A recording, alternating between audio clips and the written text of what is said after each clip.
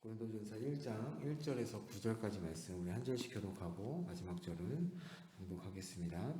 하나님의 뜻을 따라 그리스도 예수의 사도로 부르심을 받은 바울과 형제 소스데네는 고린도에 있는 하나님의 교회 곧 그리스도 예수 안에서 거룩하여지고 성도라 부르심을 받은 자들과 또 각처에서 우리의 주 곧 그들과 우리의 주 되신 예수 그리스도의 이름을 부르는 모든 자들에게 하나님 우리 아버지와 주 예수 그리스도로부터 은혜와 평강이 있기를 원하노라.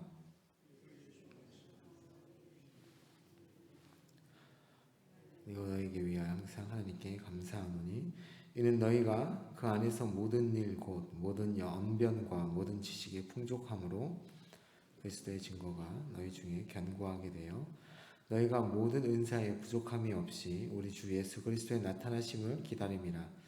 주께서 너희를 우리 주 예수 그리스도의 날에 책망할 것이 없는 자로 끝까지 견고하게 하시리라. 다 같이요. 너희를 불러 그의 아들 예수 그리스도 우리 주와 더불어 교제하게 하시는 하나님은 미쁘시도다. 아멘. 오늘부터 신약으로 넘어와서 고린도전서 말씀을 보도록 하겠습니다. 오늘 고린도전서는 바울이 2차 전도 여행 당시 개척했던 교회입니다. 그 교회가 당시에 많은 문제를 일으켜서 고린도 3타 전도회 당시에 에베소에 있을 때 바울이 그곳에 편지를 보낸 그 편지가 오늘 고린도 전서입니다. 어떻게 보면 이때 당시 1세기 교회의 전반적인 문제라고 할 수 있는데요. 고린도 교회는 다른 교회들보다 더 많은 문제들을 가지고 있었던 교회라고 할 수 있습니다. 사도 바울의 사도권 문제와 그리고 지도자를 비롯한 분파 문제, 음행과 결혼 문제, 은사 문제, 부활 문제, 우상 재물에 관한 문제 등도 아주 문제가 양상도 다양합니다. 어떻게 보면 이런 문제가 고린도 교회 가운데 있었기 때문에 우리에게는 감사한 일일 수도 있습니다. 그런 문제들을 어떻게 해결할 수 있는지 사도 바울께서 아주 상당히 구체적으로 자세하게 적어 놓기 때문에 그렇습니다. 자, 그러면 이런 이 고린도 교회라는 도시가 어떤 도시였는지 다시 한번 살짝 들여다보고 가겠습니다. 지리적으로는 이 고린도 지역은 동서남북을 그리스를 이을 수 있는 요충지였고 그리스도 반도를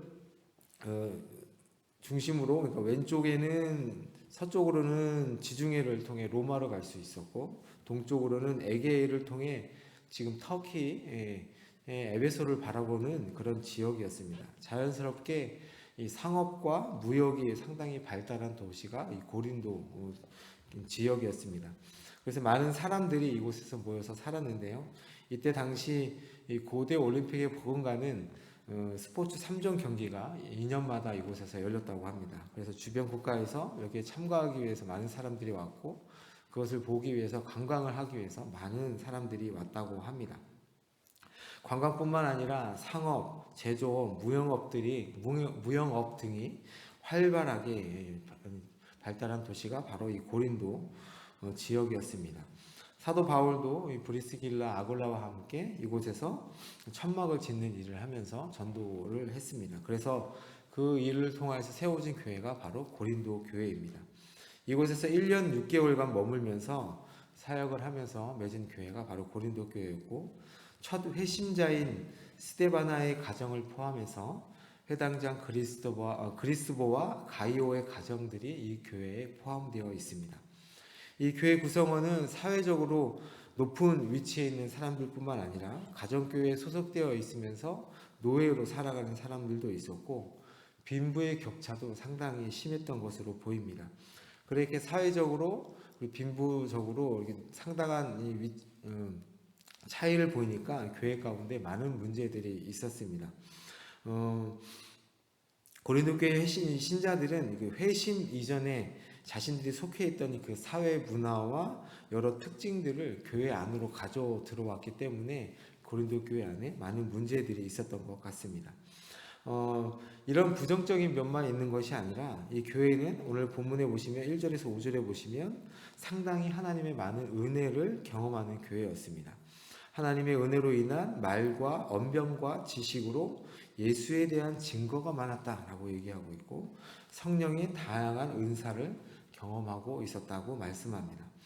바울이 3차 전도여행을 할 때 에베소에서 고린도로부터 넘어온 스데바나의 집 사람들을 통해서 상황을 듣게 되었고, 그리고 첫 번째 보낸, 오늘 고린도 편지가 첫 번째 편지가 아니거든요. 첫 번째 보낸 편지의 내용에 대해 그 질문을 받았었는데, 그 질문에 답하는 내용까지 합해서 고린도 교회에 보낸 편지가 오늘 고린도 전서입니다.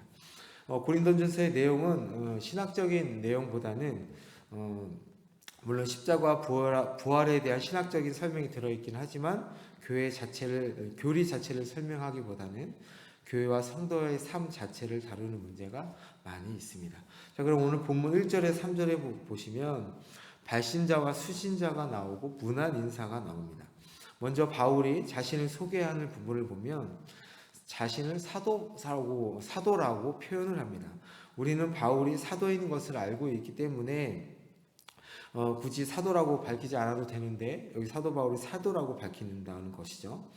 그것은 예수 그리스도의 사도로 부름부심 받은 사람이라고 말하는 것은 자신의 사도권을 변호할 목적도 있지만 그보다 이후 전개될 편지의 내용의 권위를 분명히 함으로써 교인들로 하여금 긍정과 순종을 유도하기 위함입니다.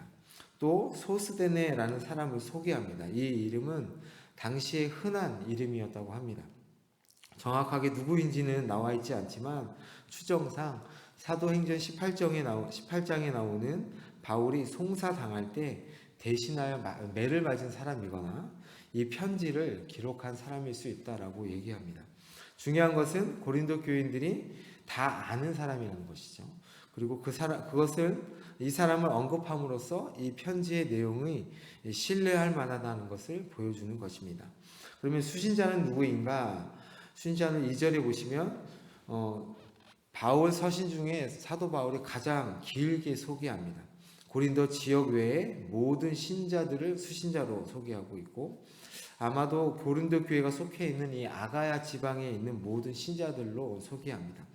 수신자를 독특하게 표현하는데요. 고린도에 있는 하나님의 교회 곧 그리스도 예수 안에 있는 사람으로 말합니다.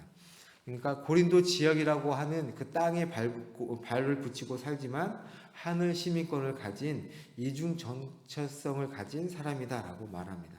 하나님의 교회라고 설명을 하고 있는데요. 예수 그리스도로 인한 새 언약 공동체를 의미합니다.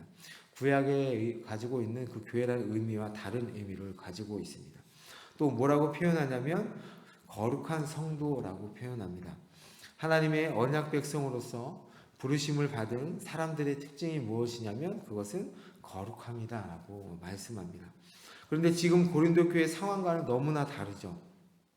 그들은 하늘나라의 정체성을 가진 사람임에도 불구하고 세상의 사고와 세상의 삶의 방식을 추구하며 살아가고 있는 사람들이 고린도 교회 사람들입니다. 거룩이라는 말과는 무관하게 무절제와 방탕의 삶을 살고 있기 때문에 상당히 상반된 모습을 보여줍니다. 하나님의 거룩한 교회라고 불리기 민망할 정도로 그들의 삶은 아주 엉망이었습니다. 그런데도 바울은 이들을 예수로 인해 거룩하게 되어 하나님의 새 언약 백성인 하나님의 교회라고 부르고 있다는 것입니다. 비록 그들의 모습은 망가졌지만 여전히 그들은 하나님께서 택하신 하나님의 백성이고 하나님의 교회이기 때문에 사도 바울은 그렇게 부르고 있습니다. 사도 바울은 이렇게 고린도 교회인들을 부름으로써 앞으로 이들이 세상 모임의 방식이 아니라 하나님의 거룩한 백성의 삶으로 그렇게 백성의 방식으로 돌아와 이전과는 다르게 살아가기를 소망하면서 그렇게 쓰고 있는 것입니다. 우리는 어떻습니까? 이 땅과 하늘의 이중국적을 가지고 있는 시민으로서 살아가고 있는지, 그리고 또 우리의 정체성이 하늘에 있는지, 하나님의 백성으로서 거룩한 삶을 살고 있는지 한번 돌아봤으면 좋겠습니다. 바울은 인사말 이후에 하나님을 향한 감사를 말합니다. 두 가지로 얘기하는데요. 첫 번째는 5절과 7절에 성도들의 상태에 대해서 감사합니다. 5절에 보시면 모든 일, 곧 모든 말과 모든 지식에 풍족하기 때문에 감사한다. 그것으로 인해서 그들 가운데 그리스도에 대한 증거가 견고하게 되었다라고 얘기합니다. 즉 바울이 전한 복음으로 인해서 교인들이 하나님께 속해 있음을, 그리고 그분의 풍성한 은혜가 드러나서 확증되었다라며 감사하고 있습니다. 그래서 지금 그들은 현재 성령의 은사에 대해서 부족함이 없고 장차 오실 예수 그리스도에 대해 그를 기대하고 있다며 감사하는 말을 하고 있습니다. 두 번째는 8절에서 9절입니다. 하나님 중심으로 설명하는데요. 8절 보시면 하나님은 예수 그리스도가 다시 오실 때까지 신자들을 책망할 것 없는 자로 끝까지 견고하게 하실 것이다 라고 말합니다. 신자들을 자신의 아들 예수 그리스도와 교제 안으로 부르신 하나님은 신실하시고 믿을 만한 분이시기 때문에 그렇다라고 얘기합니다. 구원을 시작하신 하나님께서 신자의 현재의 삶에도 은혜를 베푸셔서 또한 앞으로 완전한 구원에 이를 때까지 하나님께서 책임지신다는 것에 감사하다라는 말을 하고 있습니다. 자, 그런데 바울의 이런 감사와 다르게 교인들은 어떤지, 우리의 삶은 어떤지 한번 보기를 원합니다. 그들의 말은 교만하여서 교회를 이간하고 어지럽히는 데 사용되었습니다. 4장에 보시면 나와 있고요. 지식도 자기 자신을 합리화하는 데 도구로 사용했습니다. 주님과 연합하는 만찬은 우상 제물과 섞여버렸고 성령의 은사 역시 교회를 분열시키는 요소가 되었습니다. 주님의 오심과 관련해서는 부활을 부인하는 자들이기도 했습니다. 그럼에도 이렇게 감사하는 것은 이들에 대한 바울의 사랑과 소망이 있기 때문에 그렇습니다. 이렇게 바울이 신자에 대해서 오늘 본문에 쓰는 것은 고린도 교인들이 엉망인 삶을 살고 있지만 복음으로 인해서 예수 안에 있는 존재임을 알게 하기 위함이고 또 신자의 삶이 얼마나 중요한 것인지를 알게 하기 위함이기 때문에 오늘 초두에 이렇게 설명하고 있는 것입니다. 또 5절에 잠깐 보시면요. 모든이라는 단어를 3번이나 사용하고 있습니다. 이 모든 것이 다 하나님의 은혜임을 강조하기 위함입니다. 이렇게 신자의 삶을 만들어가고 완성케 하시는 하나님은 신실하신 하나님이다 라고 얘기하면서 오늘 초두의 인사말을 마무리하고 있습니다. 오늘 우리도 마찬가지입니다. 하나님의 모든 은혜로 자녀가 되었고 모든 은혜로 은사를 받았고 하나님의 모든 은혜로 오늘만이 아니라 끝까지 우리에게 하나님께서 은혜를 베푸실 것입니다. 이렇게 부름받은 거룩한 백성으로서 오늘도 우리에게 주신 은혜를 흘러보내는 삶을 사는 여러분이 되시기를 예수님의 이름으로 축복합니다. 제가 잠시 기도하겠습니다. 신실하신 아버지 하나님, 우리를 예수 그리스도 안에서 거룩한 하나님의 백성이 되게 하신 것을 감사드립니다. 그럼에도 불구하고 우리들의 삶은 여전히 많은 부분에서 거룩하지 못하고 떳떳하지 못함을 고백합니다. 거룩한 삶을 살도록 주님께서 힘주시고 도와주셔서 거룩한 백성으로서 오늘 하루를 살아가게 하여 주옵소서. 또한 우리에게 있는 모든 것이 주님의 은혜임을 기억하며 살게 하시고 주신 은혜와 은혜를 세상 밖으로 흘러보내는 삶을 살 수 있도록 주님 우리에게 오늘도 지혜를 허락하여 주옵소서. 예수님의 이름으로 기도합니다. 아멘. 기도하시고 돌아가시겠습니다.